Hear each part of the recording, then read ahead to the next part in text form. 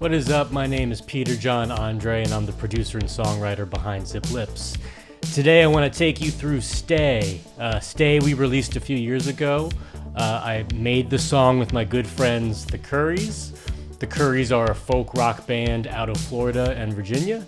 I'm going to take you through the whole process, starting with the early demo, leading to picking the instruments, writing the parts, cutting the vocals, doing the mix, and then sending it off to the mastering engineer for the final product. So every Zip Lip song, the idea is that I'm writing the music, the lyrics, but then I have a different featured vocalist on each song. So what I'll usually do is start off with kind of just a quick little demo, just to see if the song is viable and if I kind of have a sense of like who might be a good fit for that song. Stay actually started off, I wasn't sure if it was going to be a Zip Lip song, so I was kind of writing it just kind of more agnostic. It could kind of go to anybody. And actually the first iteration of it, which I'm going to play for you now, it really started as more kind of rock, but everything's got to start somewhere. So this is kind of how it started off. You'll hear a lot of the lyrics are the same. The vocal melody is close. I'm singing on the demo. Sorry in advance for hearing that, but it's really covered in auto-tune, so that'll be helpful. So here you go. Here's the original demo. You don't have a work meeting. Oh, no, no, no. I ain't got an early morning. Oh, no, no, no. So why do we lie and operate in these foolish ways? When there's so much left to say, why don't you stay a little longer? What if we stay under these covers? We don't have to stay. So it really changed quite differently from that point on when I realized, okay, I think I want to make this a Zip Lip song, kind of add a little bit more groove there, a little less kind of just noise, for lack of a better term, in there. And making some space is kind of what the next steps were. So yeah, just a quick look into the original demo. Now let's jump into the Logic project, and that's kind of where I built the whole instrumental. Okay, so here we are in the Logic project. The way I tend to work, because I like using the MIDI functionality in Logic a lot more than Pro Tools, is I'll basically do all of my production stuff in Logic. I'll record the vocals usually in a separate Logic project, and then I'll take all of that, I'll do all my kind of vocal comping in Logic. I'll take all that and I'll move it into Pro Tools. I'll bounce everything to audio at that point, and then in Pro Tools I'll do my final mix. It's kind of maybe idiosyncratic. It's just kind of the way I've always been used to working. But I like that approach, not only because I'm comfortable with it, but I think that especially when you're kind of doing all this kind of one-man band stuff, everything yourself, it's really helpful to kind of make a point of when you're wearing different hats. So when I'm in my production phase, I know I'm in Logic, and I know I'm not worrying about getting the sounds exactly right. You know, I just kind of want to still be in that kind of flow state and be able to create and add new things and not worry so much about editing. When you're doing everything yourself, it's really helpful to make clear delineations between all the different steps and all the different phases in production and mixing. And so working with two different audio programs is kind of my way of forcing myself to think of things in those different stages. All right, so let's jump into this Logic project here. It's not too many tracks. Maybe I have about 10 drum tracks here. Next, I have about 5 like special effects, FX tracks, just 1 bass track, another in pink here, another maybe 6 tracks of synthesizers, both hardware and software stuff. Then really just 2 tracks, I think, of guitars. If you kind of put these all together, just mostly clean, a couple distorted. A good old vocoder at the very end there, and that's about it. Let's first start off with the first thing you hear when you hear the song, which is this kind of heartbeat, well, I'll call the heartbeat kind of synthesizer, this kind of kind of like, you know, tremolo effect. So the kind of motif throughout the lyrics is heartbeat. So I kind of wanted something that kind of represented almost like a EKG or kind of like a heart rate monitor. And I'm really kind of a big fan of like starting off a song with something that's kind of a really, if it's not going to be a vocal, usually I'll start off a song, you know, right with the lyric. But if I'm not going to do that, I want to have some kind of sound in there that's really noticeable, that's unique, hopefully. This is what I started off with.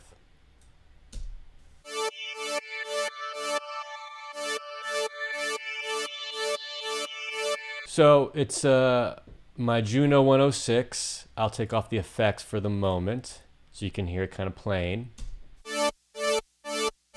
So I don't know if I played that in MIDI like that. It kind of seems like maybe I did, and then I just kind of had a really slow attack on the synthesizer to kind of have it kind of bring it in like that. And then just some EQ dip because I really just wanted kind of the mid-rangey part because I knew there was going to be a lot of other elements competing with it. And then I have the Sound Toys effect rack doing a kind of echo thing, high phase echo. So I see I got Filter Freak, Echo Boy's probably doing the most here. And then also this phaser, this phase mistress is probably doing quite a bit too. So we'll hear it on and off here. So this is with it off. And then on.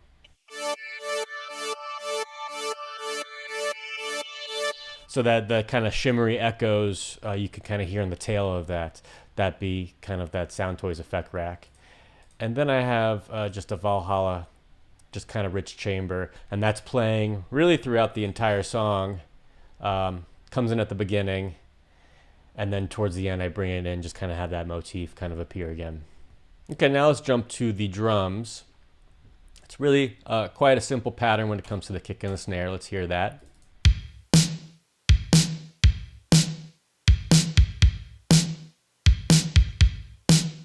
So around this time, I was using this from Wave Alchemy, this contact instrument, Revolution, which is basically just a series of drum machine samples.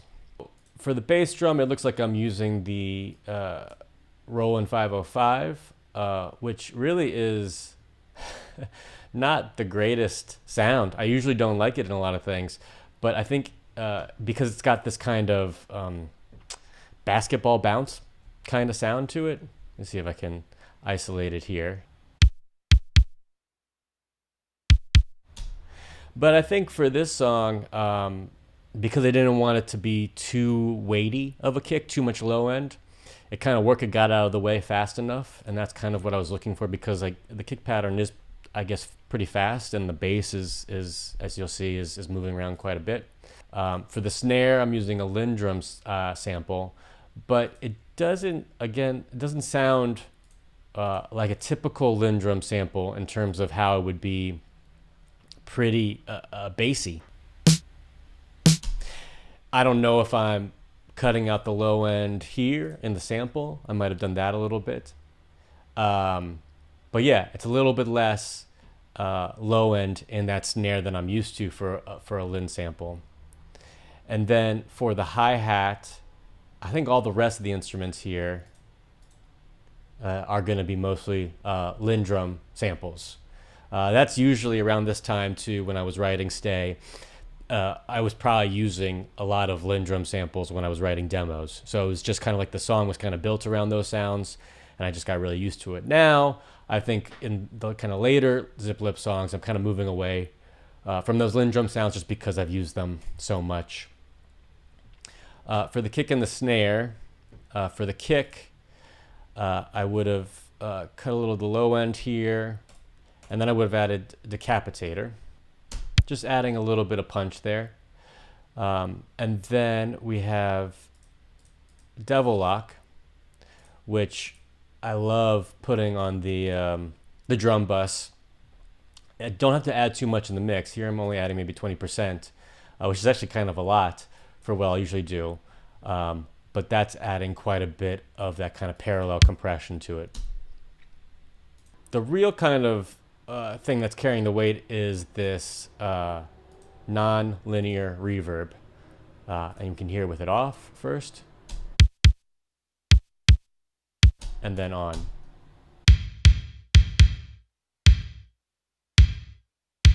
So that's really even changing, I'd say, the tonality of that kick drum. And so the snare, we'll hear that non-linear reverb on and off. Let's hear with it off first.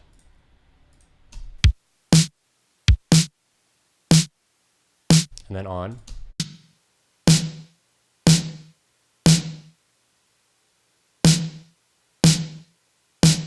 Again, super 80s with that kind of almost gated reverb thing, that non-linear thing. So here I have the settings here. Looks like I'm using one of the presets. But again, the non-linear mode is the important part. The 70s just means it's kind of taking away a lot of that, that high end. The key here is that pre-delay is at 0. I don't want to hear any of that kind of distance. I really want it to merge with the sound of the drum. Yeah, so I'd say that's really the sound of the drums in the songs, that non-linear reverb. And when we get into Pro Tools, you'll see how I kind of retain that. Next, I have from my SPX90 effect unit. I love using the early reflection setting on there. It's just a really dirty reverb. Again, merging kind of with the drum sound. Here would be, it's just going to the snare. So let's hear it with it on and off. And on. Almost like a bit of a flam sound to it, which is nice. Next we have the hi-hats. No effects there other than, again, the devil lock that's on the entire drum bus. Next I want to show you the shaker that comes in during the, what I call the choruses.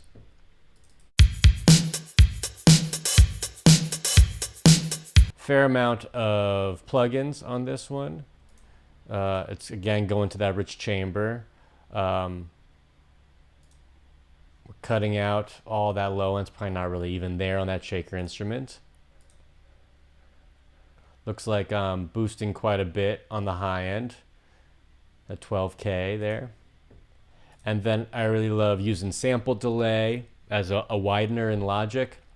It doesn't have great mono compatibility, so you wouldn't want to use it on any elements that are really important to your mix. But for something like a shaker where you just kind of want to feel it, it's perfect for kind of getting it out of the way of the stereo image so you can get other things in there. So I hear that with it on and off. This is with it off. And on. Next we have the claps coming here.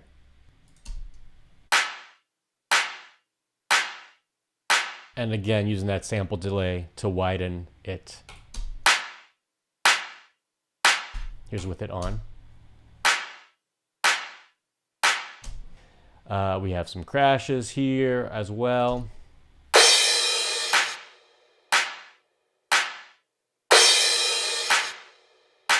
And then we have these toms. With the toms, it looks like I'm using my old drum machine, the Yamaha RX-5. For these samples, I kind of wanted to go for something along the lines of those Simmons drum kit sounds, those hexagonal pads that you might have seen kind of in music videos and things like that. Just a little bit of EQ on each one, and then on the bus, I'm again using this kind of devil lock very lightly just to kind of touch it. So really a lot of it seems like it was coming from the tom samples itself. Let's hear those.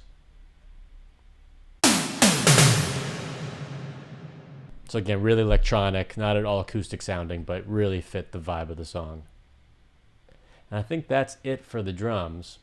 So the bass at the time would have been my Behringer Pro 1 synthesizer.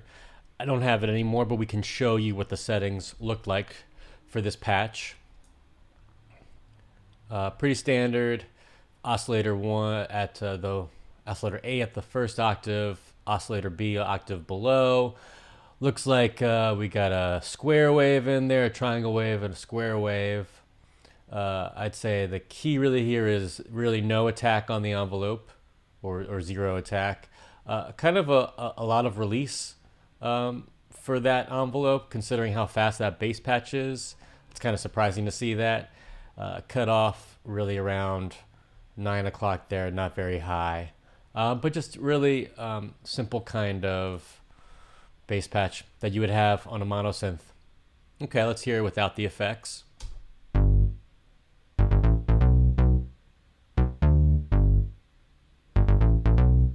So you're already getting a little bit of that kind of phase shift chorusing happening just by virtue of using the different octaves on the synthesizer. Then I have just a LA2A plugin just to kind of control the dynamics a bit.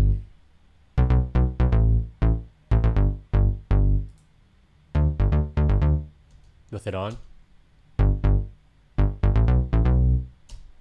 Not doing much. And then we have this effect rack. Again, Sound Toys. Let's see what this is doing. Anyway, I think the big thing here is just this CE1 chorus patch that's on the Echo Boy. That'd be an emulation of the Roland CE1. Let's hear that with the chorus off first. And then with it on. Yeah, so I don't know if I kept that in the final mix, but just for the kind of draft version of Stay here, I would have used that just so I knew that I wanted that chorus effect. And then we have, I don't think I'm using that delay at all. So that's it for the bass. Let's go into the synthesizers. You already heard the Heartbeat synthesizer, which is this one.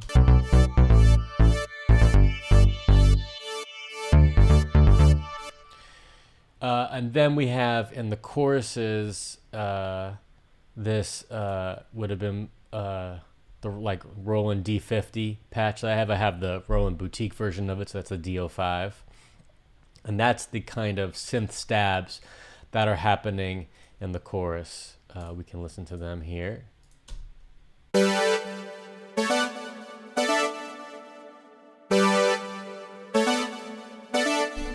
Most of that is the patch I'm using, which is this one here.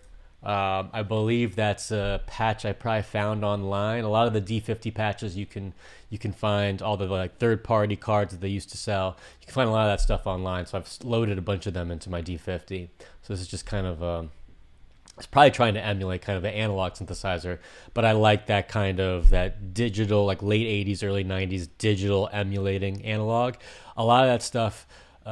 The problem with a lot of kind of like, you know, the Juno or things of that ilk is that they're so full over the spectrum, you normally have to end up EQing them. A lot of these digital emulating analog, I guess this is like two versions of digital emulating analog, like a lot of the low end will just be naturally cut out of those patches, and sometimes it can kind of fit in the mix a little bit better. Still, I'm cutting out some of the low end anyway with an EQ. I have this Valhalla Hall verb. Again, I don't know if I kept this in the final mix. Let's hear it with it on and off. So this is with it off. And then with it on.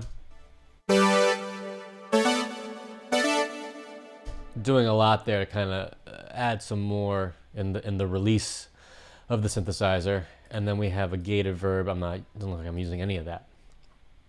So that's in the choruses, and then also in the second verse, I'm adding that in.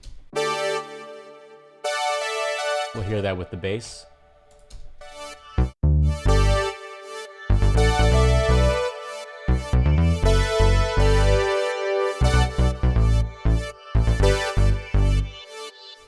Next, in the first post-chorus, we're adding in this Juno 106. You can see the MIDI notes here. But this Juno 106 adds in to the post-chorus and then that bridge. So let's hear it along with the bass.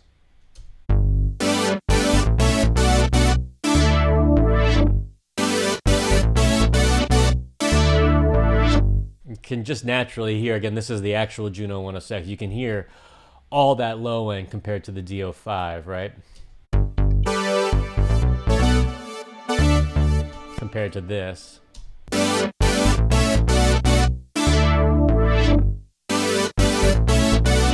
might be playing a little bit lower on the keyboard, but I think that's really kind of telling in the difference there. And I'm still even cutting out some low end here. I am bumping it up around 200, 300.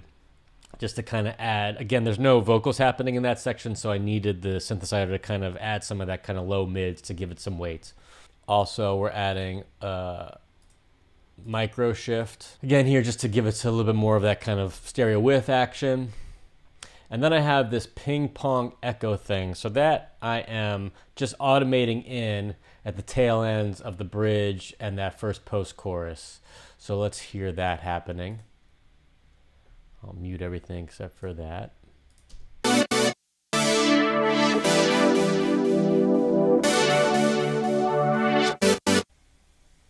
Right. right? So just kind of, again, adding some more thing in the sides, a little bit of ear candy there.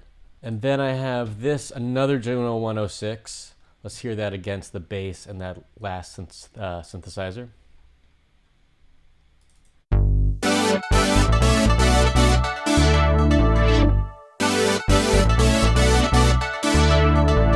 The Echo boys here, I think, are doing quite a bit. We'll hear with it out first.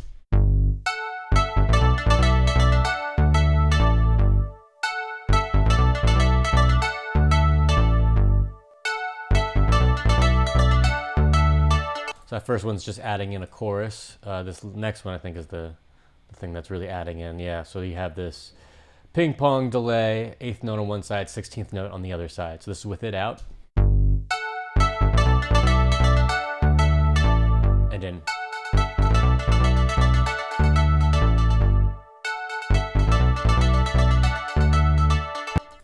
Cool.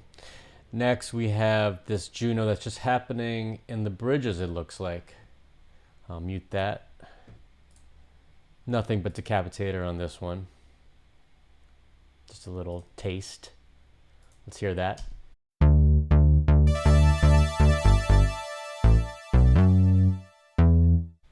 Almost using that almost like where I would use maybe a crash cymbal. Instead of using a crash cymbal, have kind of like a little melodic thing that also fills that purpose of getting us into the next section, but a little bit more interesting than a crash cymbal there. And then I'm doing something at the end of the bridge, it looks like.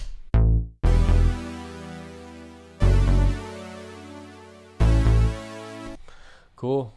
And now we have the main kind of, I'd say, almost like vocal line when we don't have the Curry singing vocals. We have this kind of synthesizer that I've been calling kind of like the synth sax, like it's kind of what a saxophone would do in this place, which is to really just take the vocal melody, since we don't have anyone singing in that part. So let's hear it against the bass, and we'll add in the drums. We'll add in the kick and the snare.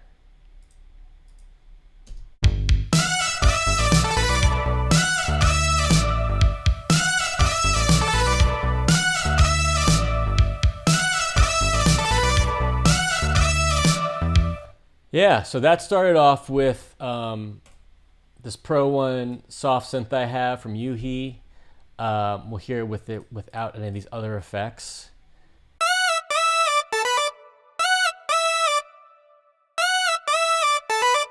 You can hear there's a little bit of reverb already on there in the kind of built-in effects. Looks like a little bit of chorus as well, a bit of modulation. And then I just have an EQ cutting out the low and the highs. And then this Big Crusher I think is doing quite a bit. Let's hear it with it on and off. So this is with it off. And on. Okay, not doing as much as I thought, so maybe this decapitator. Oh yeah. If you get the punish option on, you know it's going to be a bad boy. Let's hear it with it on and off. And on.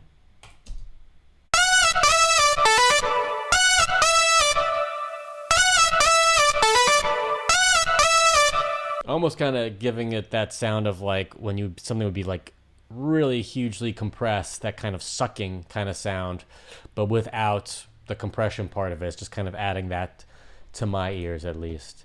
And then we have a final echo boy on there. Okay, so kind of doing a 30 ips tape echo. So again, just kind of widening it some more in the stereo field without using something like sample delay, which would kind of ruin its mono compatibility. This will give me a little bit of the same effect while still kind of getting it right in the center there. So here's with it off. And on.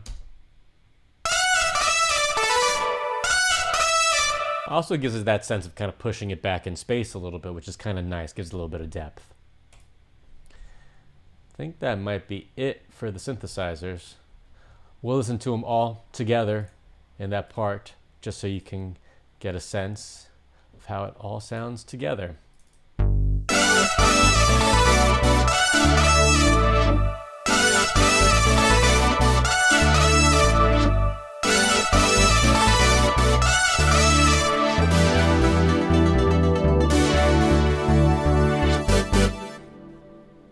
All right, next we have the guitars. So you'll see I have this preset or track stack that I made called Huff Tone Clean. I am obsessed with Dan Huff, who is a record producer, session guitarist. He's on so many of kind of these 80s, 90s songs that I love. And his tone was so great. So this was my attempt at kind of getting in the ballpark of something that would be a Dan Huff style tone.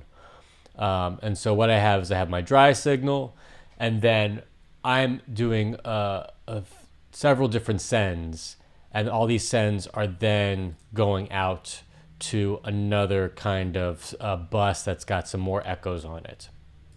But it's almost like kind of like a wet dry kind of thing going on. So I have some of the dry signal, and then I have all these sends, and you can see I can kind of blend in as much of the effect as I want. So the sends are all going in 100% to each of these, and then I'm using the sliders here, the volume sliders, to just add in as much of that effect as I want. So here would be the dry signal for the post choruses.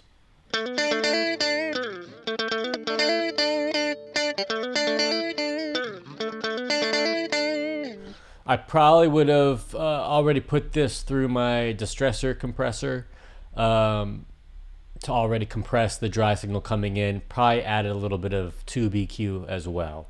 So that's just the dry signal. Now we'll hear it with the chorus.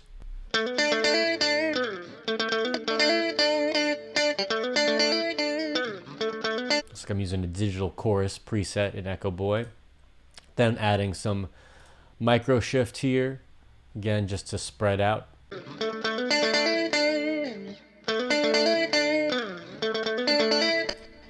Now I have some tiled room. Again, this would be another preset that's kind of, I would imagine, styled on my PCM 70 tiled room preset. So I have just the plug-in version here. Let's hear that. A little ambiance. Rich chamber again, same thing.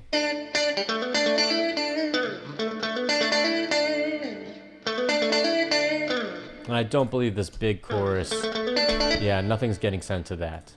And then that is coming out into this bus here, where I have another chorus as well.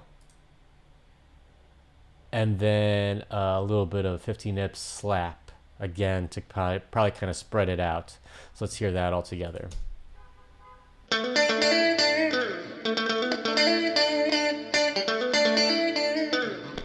And then against the bass and the synthesizers.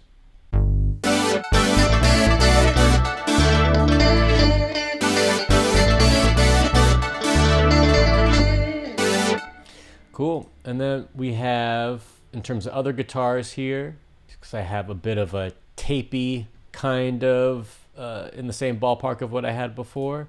This is, I think, happening during the bridge.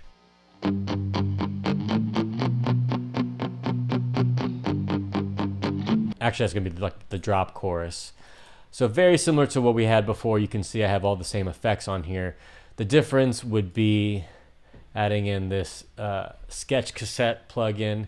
I really love this for kind of more wild tape effects. You can really make it super grungy. You can give it just that little bit of tape sheen if you want that as well.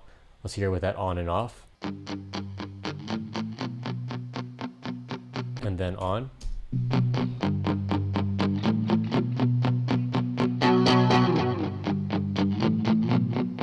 Yeah, way more vibey. And then we have one last little guitar thing here.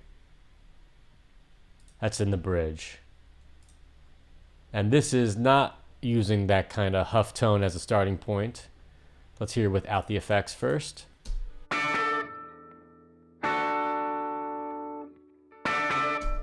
So that might have been just a guitar amp sim, maybe, that I just bounced there. The Echo Boy here is probably the only thing that's changing the sound dramatically. Let's hear it with it off. And then on.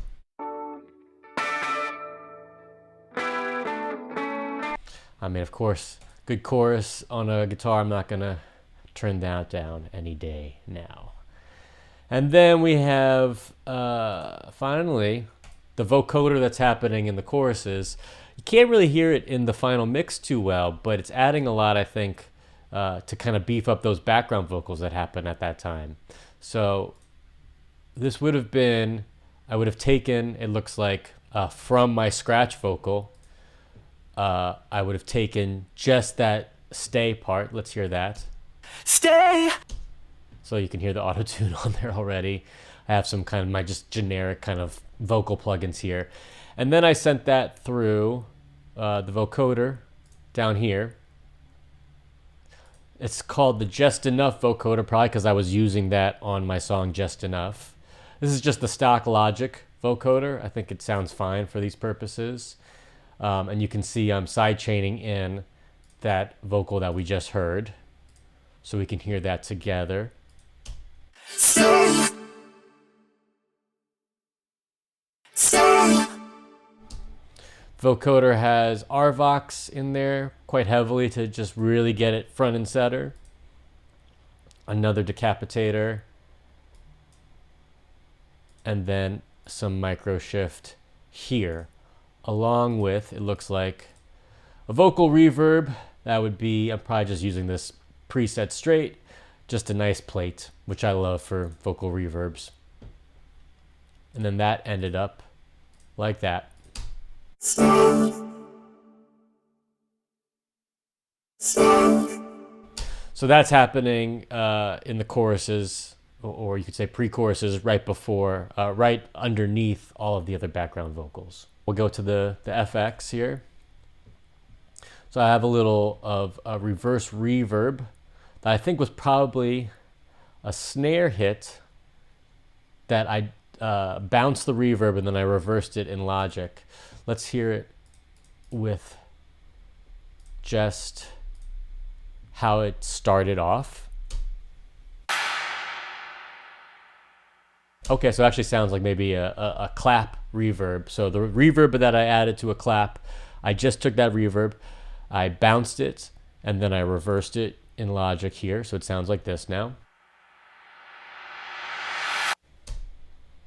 And then with some EQ, the big kind of change I made is this fast shimmer pan.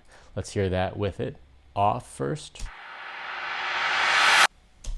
And then on. And that's coming, I'm sure, right before a big crash there to kind of lead us into the chorus. Let's hear it.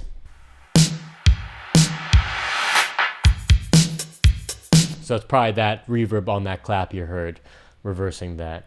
So then before that synth sax comes in, I have another sweep coming in at that part. Let's hear that. Cool.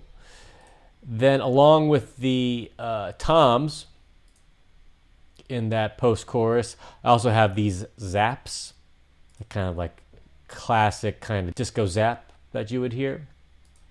Let's hear that with the toms. Mute the drum bus for now.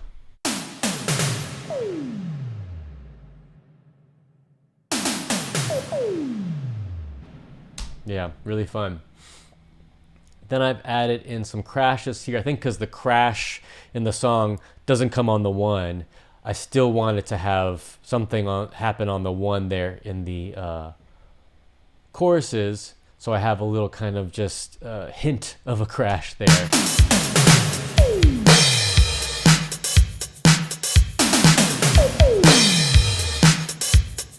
Kind of being hidden by the zap there, but again, just kind of adding in a little bit of high energy at those moments. And then in the bridge, we have these fun effects. We have this shattered glass effect, or sample. That's a hit kit sample. And then I have this turntable stop. I'm sure the same thing. So let's hear that in the bridge.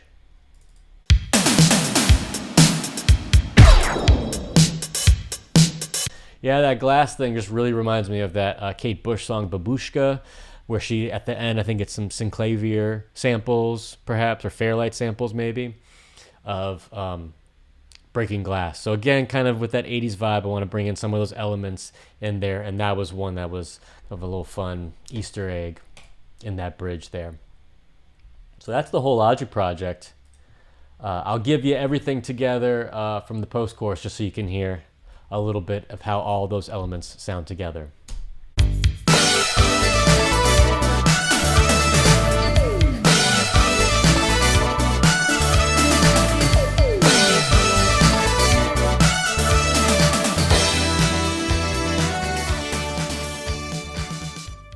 So there you go. So that's all that in Logic. The next step is I would have met up with the Currys, would have done all the vocals against this instrumental. I would have comped that vocal, and then I would have brought everything, would have bounced everything to audio here. I would have taken off any of the probably reverbs and some of the delays if they weren't crucial to the sound. Like with that synth saxophone sound, I would have kept all those effects on. I would have bounced them, but a lot of stuff I would have taken it off because it was just kind of the draft phase. And then when I bring it all into Pro Tools, then I'm really looking at kind of the mix phase. And so that's the next step I'm going to show you here. So here we are in the Pro Tools project for Stay. This is the general layout that I would use even today for most of my songs, which is to have everything in a folders, all of the kind of stems. So I have the drums, the bass, the keys, guitars, lead vocals, backgrounds, effects.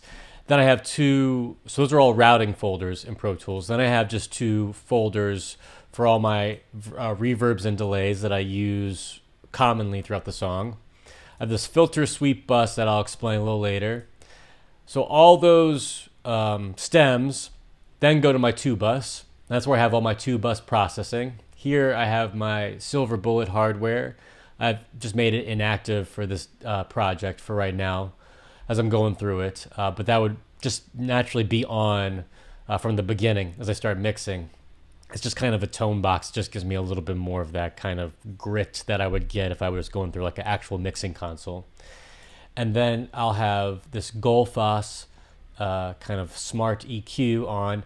Again, I'll usually have this on from the beginning of the project, but I try to really do minimal mix bus processing if I can help it. Nowadays, I also have a SSL bus compressor that I'll strap on, but that'll be it. And then as I get closer to the end of the mix, I might add some more stuff on. And so all that 2-bus is then going to my print track.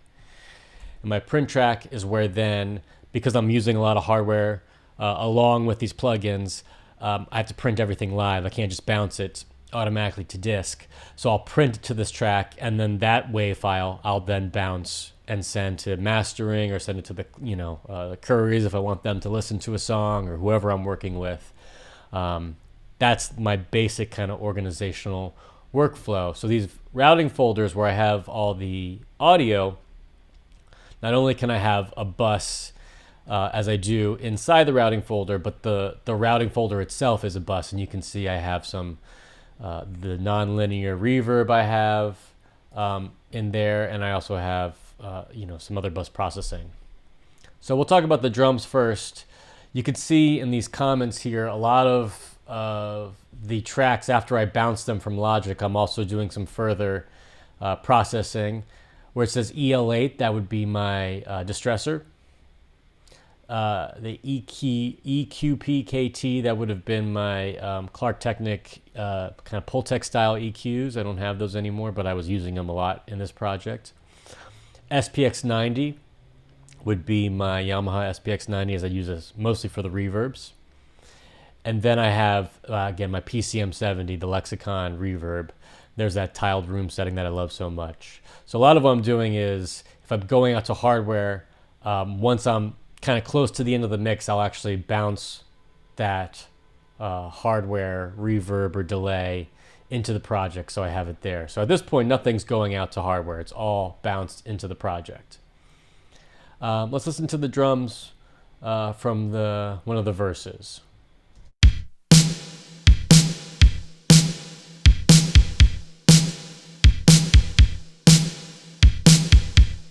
Yeah, so very similar to where I had it before in Logic.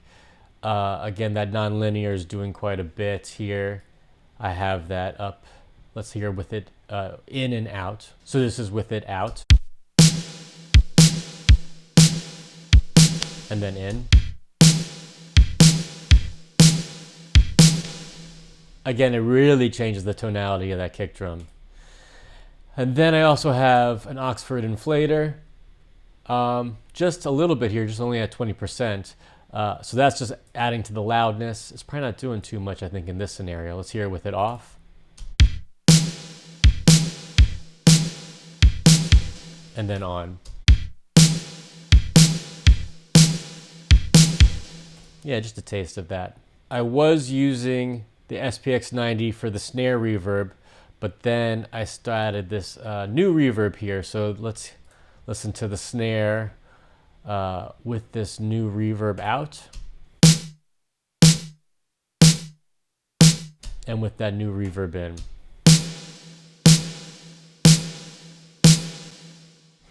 So it looked like it's a plate from this Lexicon 480 plugin. And then I'm EQing some of that low and highs out, and then just a little soothe, just to take out some of that harshness.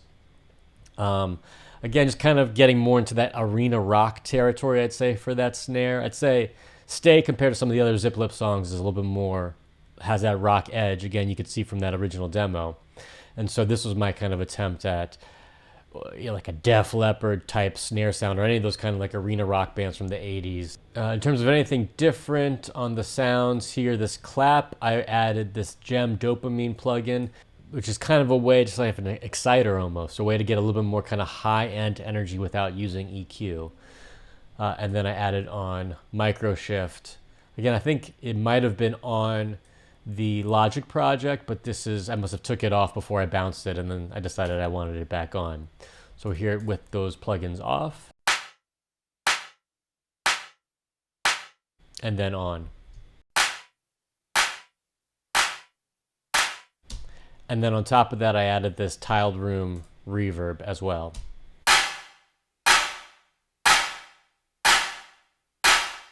The shaker, I did much of the similar stuff as what I had before, just using the stock Pro Tools delay here to add some widener to it. Looks like I'm only, yeah, this is all dry. So on the right channel, that's where I have the 15 millisecond delay.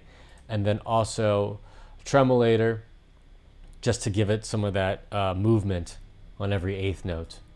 So let's hear it with the trim plugin here is just lowering the volume. So I'll leave that on, but let's hear these other plugins off first.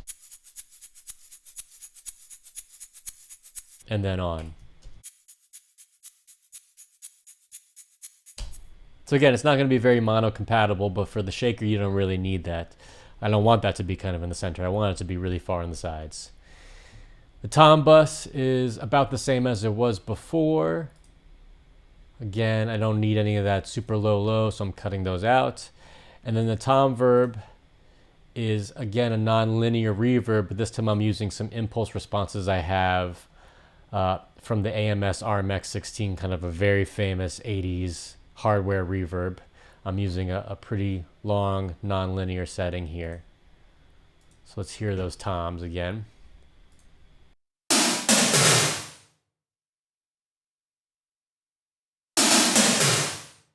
So that's about it for the drums. The bass is very similar, except instead of using that chorus effect that I got out of the Echo Boy, I'm using Symphonic, which is a preset off of my Yamaha SPX90, which I love using on bass guitar even, as a kind of more subtle chorus effect that I feel like holds up the bass a little better. It doesn't smear it as much as it might if you use different kind of chorusing. So let's hear it with the symphonic off first.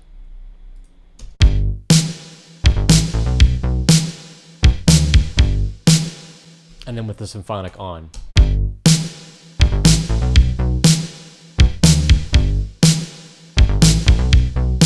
Yeah, so you're getting some of that width for sure, but you're not getting any of the kind of effects of a chorusing in bass that, you know, might smear it, might make you lose mono compatibility. And just to ensure that I have a pretty gentle slope, but cutting out some of that low end of the symphonic patch, which is probably already happening naturally, just sending it through the SPX 90. But just to make sure the really low lows of that bass, I can keep them straight up and down the center. Next, we'll take a look at the keys. The big difference here is that I actually added an extra part in here. We felt like the choruses, before the post-chorus, you could say, with the vocoder and that bit, were kind of empty compared to the rest of the song, and just needed some kind of like mid-rangey energy. So what we ended up with was this arpeggiated part from my Behringer Pro 1, that mono synth. So let me play it without the plugins.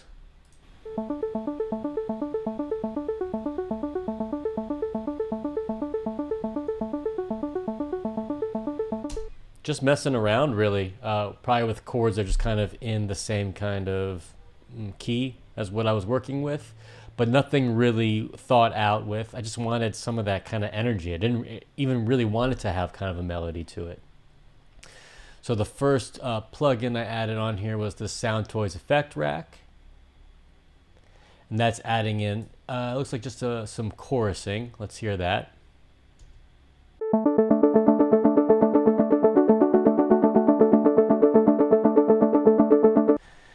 Then cutting out some lows. And then adding on this reverb here, just a little ambience. So not really adding too much. Again, didn't want to have it get in the way of the other elements.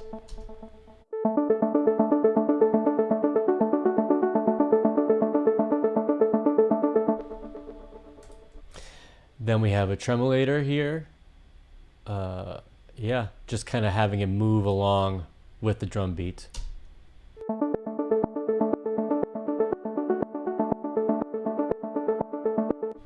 And yeah, really, I'd say not clean tremolo in terms of how it's kind of cutting off the end of that pattern. But that kind of transient, kind of almost like a little clap energy was really nice against the drum beat. And then decapitator. Not too much here.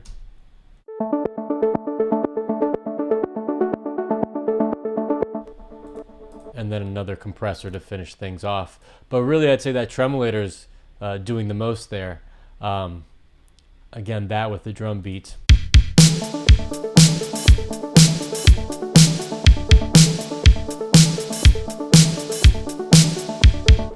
Yeah, it's not something that you'll necessarily focus on, hopefully, in that part, but it does a lot to kind of add in the gaps there, so it doesn't feel like such a dramatic change from the verses into that post-chorus with the sax. Other effects I'm using here with the Juno and the post-chorus, I'm adding on that gem dopamine again. Looks like to add some mid-range energy. Let's hear that with that off. And then on.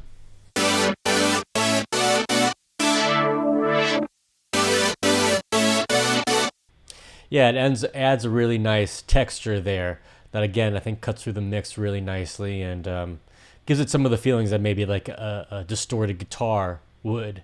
Just kind of brings up the energy of that whole section. And then, yeah, with that sax, I printed all those effects. So the only extra bit that I did here was to use this Sound Toys EQ to kind of add a little bit more drive and bring up a little bit of the mid-range. Again, there's no vocals happening really in that section other than kind of a ad-lib. So the melodic elements of that section can really use some of that mid-range so they just become even more front and center. That's the keys with the guitars. They look pretty much the same. Have some delay here on the kind of guitar blast that happens right before we hit the bridge. We can listen to that.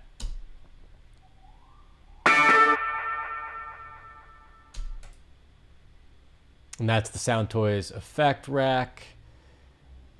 A long ping pong delay using that primal tap, just to feel like it's really kind of moving away from us in the distance, a really kind of like, again, more that kind of arena rock feel. I wanted more of those elements in this song. Right before we have this more guitars.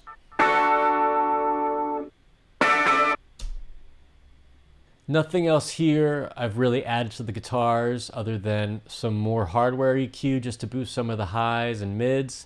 And then again, using this gem dopamine quite a bit as an exciter throughout the track. That's the guitars. Now let's go into the effects. All basically the same here. In these verses, it looks like I added in a little bit of eighth delay. So really not too much, I think, because the Logic project was in such good shape. I didn't have to do too much on top of it for places where I printed the plugins, and other places, I'm replicating a lot of what I did there. But I thought all the parts were kind of fitting in nicely, so it was really just a lot of level balancing, panning things in the places that I wanted them. I'll talk about this filter sweep here. So as you can see, I have 3 of my buses, the drums, bass, and keys, all going to this filter sweep, which is happening right before the first post-chorus. So let me play it for you first.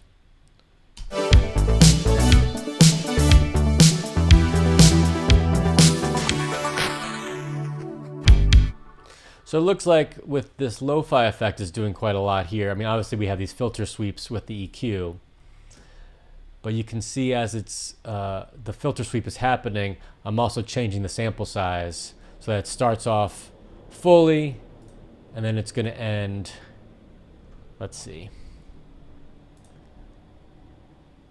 it's going to end around 3000 hertz. So let's hear that.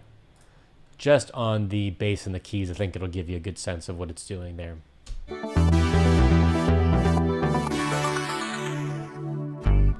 Yeah, giving a feeling like we're almost like running out of batteries at that moment, or something electrical is failing, to have everything kind of be calm for a second and then to have it explode. All right, let's look at the vocals here. We'll start with Tommy in the first verse. We're staring at the ceiling, too fearful of our feelings. So you can hear we have the main kind of vocal line. Then I had Tommy do some ad-libs on top. That's kind of because we couldn't really figure out which melody we liked better for the first verse. And so this was kind of having our cake and eating it too. We added bits of the original melody that I had in the demo in these kind of far away kind of ad-libs happening on top of what Tommy's singing. Let me go through his main track. Let's listen to it with all these plugins off to begin with. And I'm going to mute this parallel compression there. So let's hear that. We're staring at the ceiling. Started with some Pro Q to add a little bit of high and to cut out some of those lows, leading into an 1176. We're staring at the ceiling. That's adding, even though it's not doing a whole lot of gain reduction, because this blue compressor is just so kind of vibey, I think that's doing a lot to the tone. Adding in another RVox compressor. We're staring at the ceiling. Just bringing them forward. Again, that gem dopamine. I must have just got this plugin right around this project because I'm using it everywhere here. We're staring at the ceiling. Yeah, but it's really nice, especially for vocals here. It's adding some of that kind of that sizzly top end that's just kind of so classic in a lot of these pop vocals. Another EQ to kind of dip out some, looks like around 600. We're staring at the ceiling. Probably brought on from that gem dopamine track. That's just trimming. It's a trim plugin. And then I'm using an SSL channel here. Looks like I'm adding in some more high frequencies. Yeah. We're staring at the ceiling. Yeah, right around that 12K. And then finally soothe. We're staring at the ceiling. And then on top of that, I've also printed out a parallel compressed track of his vocal going to my distressor at the nuke setting. So that'd be like the 1176 all buttons in mode. Let's hear that with that parallel compression. We're staring at the ceiling. With it off. We're staring at the ceiling. We're staring at the ceiling. Yeah, so it's bringing it forward a bit. Well, I didn't mention we also have a slap delay on there. We're staring at the ceiling. We're staring at the ceiling. Yeah, that's doing quite a bit there, giving it a lot of color in that vocal. And then with his ad-libs over here. Ceiling. Feelings. Yeah, that was probably already printed with that kind of... either we had him stand really far back from the mic, or maybe he just printed it with some reverb, just to give it to that kind of ethereal effect, adding in this eighth delay, and then also a micro shift just to kind of spread it out so there's some clear separation between his two voices. And then I printed out early reflections on that SPX 90. Listen to that. We'll take off the ad-libs for a second. We'll just listen to the early reflections with the lead vocal. We're staring at the ceiling. With it off. We're staring at the ceiling. Yeah, so just a bit of a kind of a hug on that vocal, I'd say, to give it a little bit more width without having to do anything that's going to kind of make a phasey or chorusy. And then we have this rich plates from the PCM 70. That's doing a lot. That's, carrying a lot of that reverb. So let's hear it with it off first. We're staring at the ceiling. And then with it on. We're staring at the ceiling. Too fearful of our feelings. Really nice. So that's Tommy's first verse vocal. Before we get into Jimmy, let's look at Galen's. He's in the second verse here. Let's hear him with all his processing first. You don't have a work meeting. I ain't got an early morning. Very similar as to what I have on with Tommy. We'll hear him without, and we'll mute this parallel compression first. So this is without the processing. I'll mute those sends as well. You don't have a work meeting.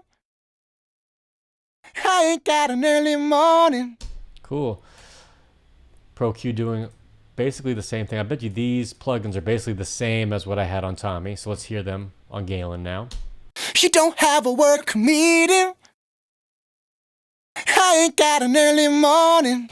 Really digging into that compression, though, a whole lot more than Tommy. I mean, Tommy's singing softer than Galen in this verse, but it's nice because it's a more urgent kind of part in the song.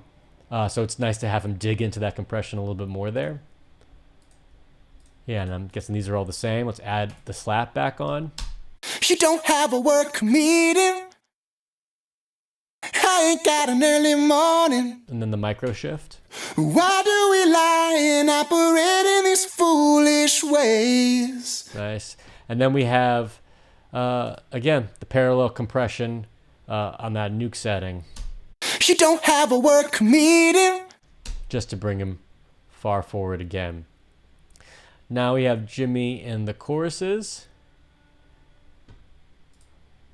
Very similar kind of set of plugins. Let's hear it with them all off.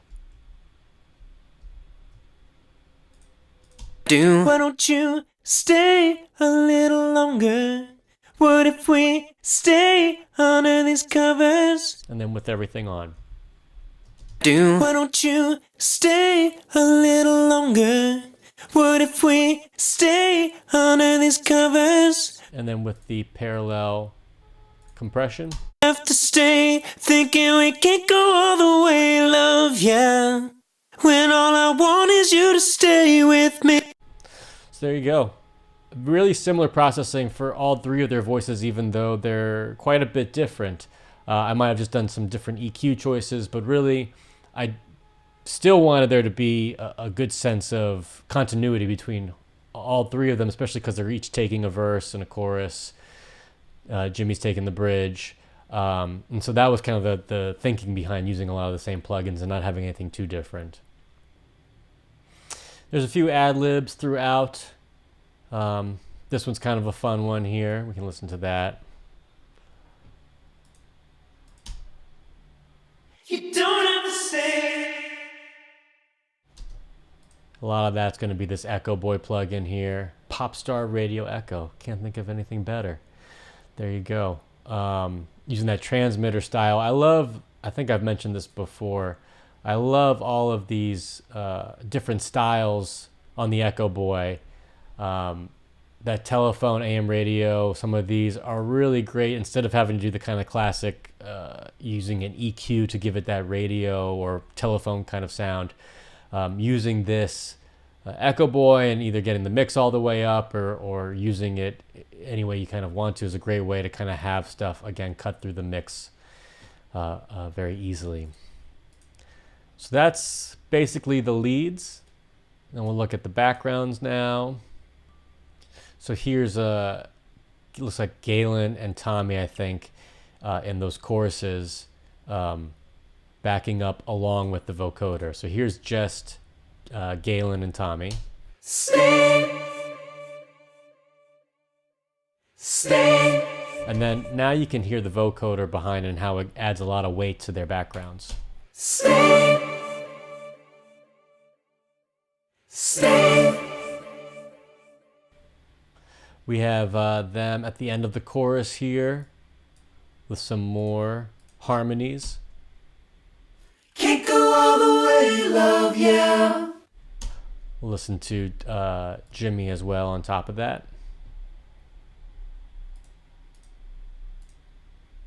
Stay thinking we can't go all the way, love, yeah. Yeah, I didn't have to, because there's so much processing on the leads, I didn't need to do too much with the backgrounds because they're already kind of further back. I mean, I'm compressing those leads so heavily. So I added some micro shift just to get it out of the way, and then again adding that non-linear reverb that I'm also adding onto the drums just to kind of give everything a little bit of connection, kind of put things in the same space here. One more thing I want to show here is this, what we call the stay choir. This was another part that came late in the game, probably after we had already cut the initial vocals. But again, just much like that arpeggiated part in the choruses, I felt like I needed something in the bridge to kind of fill some of that empty space. And so we came up with this melody. I'm going to play it for you dry first.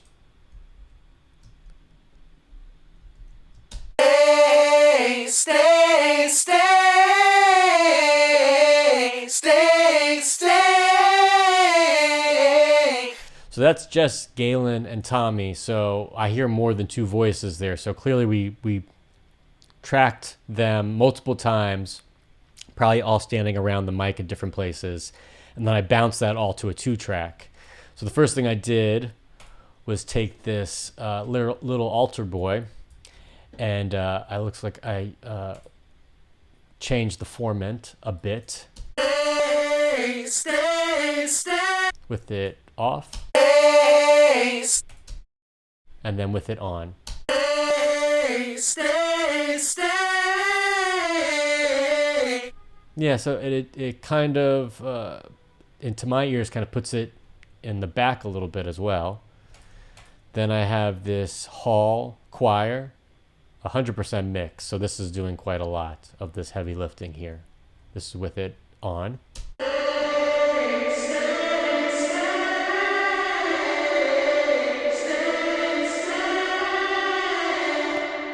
Yeah, almost giving it, I would say, same energy that I would use in like a synth pad. I'm just using it with this vocal here.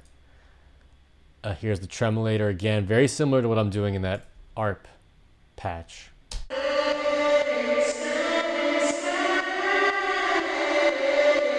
Yeah, you can hear without that clean end, it's kind of adding in a bit of a transient, a bit of a kind of clap energy, you could say, to it. And then finally, Echo Boy is adding in a chorus. Surprise, surprise.